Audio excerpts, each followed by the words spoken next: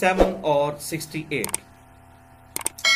اعوذ باللہ السمیع العلیم من الشیطان الرجیم بسم اللہ الرحمن الرحیم وقال یا بنی، انہوں نے کہا کہ اے میرے بیٹو. یعقوب علیہ السلام نے اپنے 11 بیٹوں کو اب نصیحت کی اکٹھی. 12 تو یوسف علیہ السلام تھے، 11 یہ بیٹے، بنیامین سمیت 10 بیٹے وہ اور بنیامین 11واں.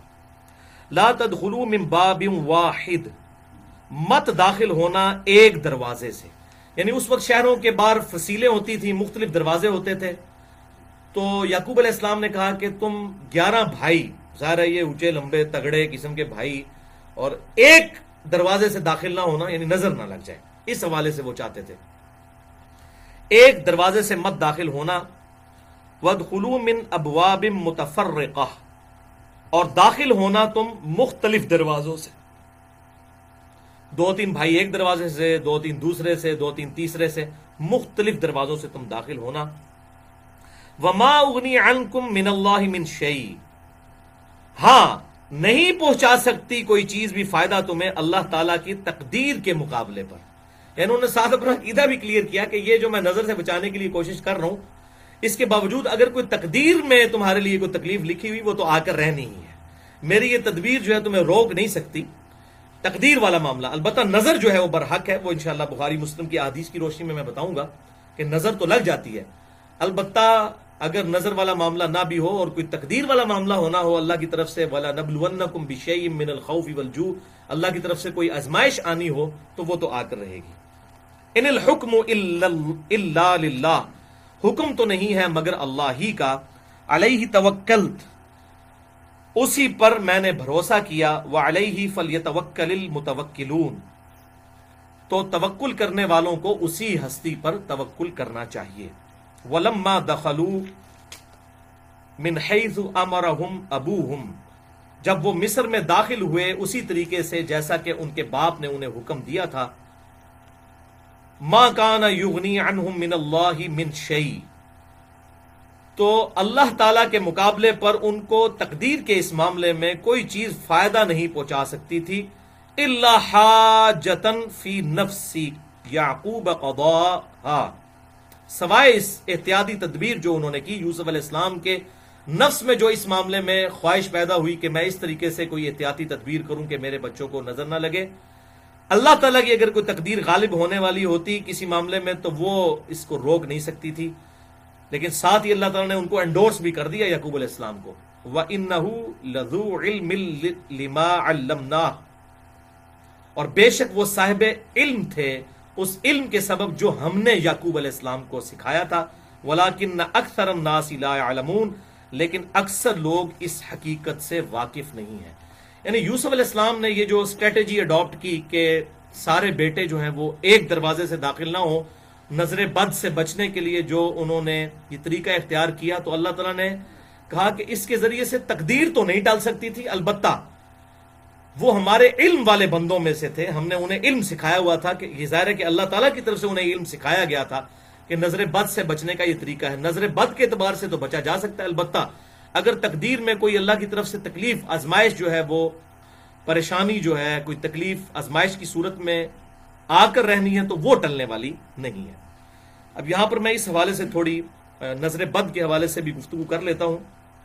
اس کانٹیکسٹ میں 5 صحیح الاسناد احادیث انشاءاللہ ڈسکس کروں گا، اور 5 کی 5 ہی صحیح بخاری اور صحیح مسلم سے ہیں الحمدللہ. پہلی حدیث صحیح بخاری اور مسلم کی متفق علیہ حدیث ہے. بخاری میں 5739، مسلم میں 5725، کہ آپ صلی اللہ علیہ وسلم نے ایک لڑکی کو دیکھا جس کا چہرہ زرد پڑ چکا تھا. تو آپ صلی اللہ علیہ وسلم نے ارشاد فرمایا، اس لڑکی کو دم ڈلواؤ، اسے نظر لگی ہے.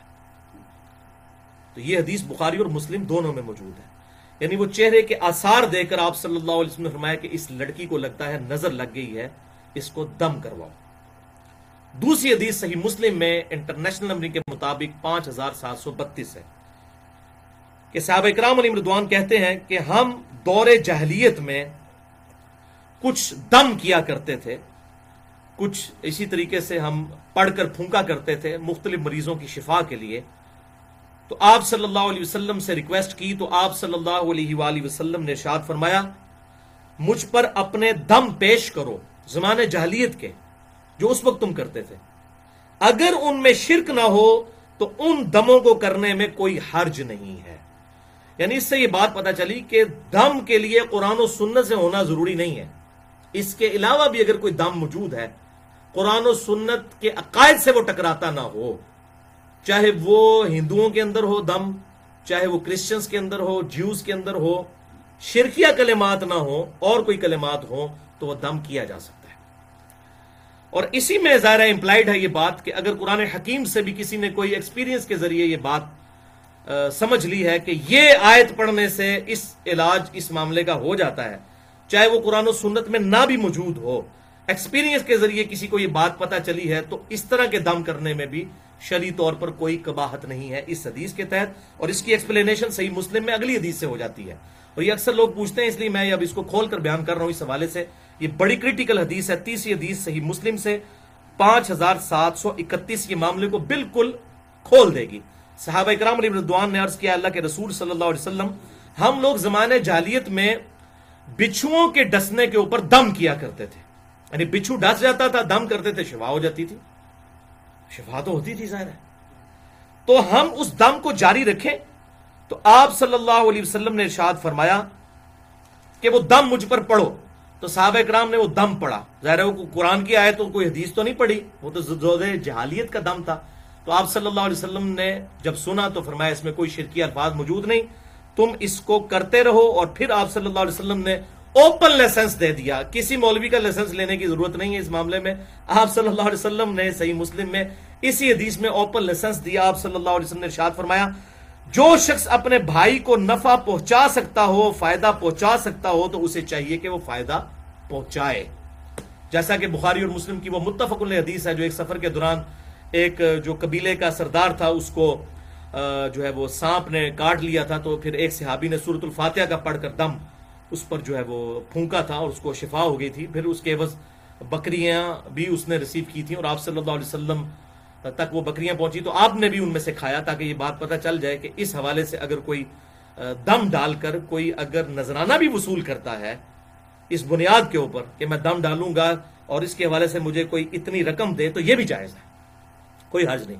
لیکن یہ تمام چیزیں یہ آج کل جو یہ دم درود پڑھ رہے ہیں جس میں شرکیہ الفاظ موجود ہوتے ہیں، یہ ان کے لیے نہیں ہے۔ اگر سنت کے مطابق کوئی دم پڑے اور اس کے ذریعے اس کو کوئی ذریعہ معاش بھی بنا لیتا ہے اس حوالے سے اور نذرانے وصول کرتا ہے، تو یہ بخاری اور مسلم کی متفق علیہ حدیث ہے، بڑی مشہور حدیث ہے یہ سورۃ الفاتحہ کے دم کے حوالے سے، تو یہ جائز ہے اگر اس کے ساتھ اس طرح کی کوئی کمٹمنٹ کر لی جائے، لیکن شرک کے الفاظ نہ۔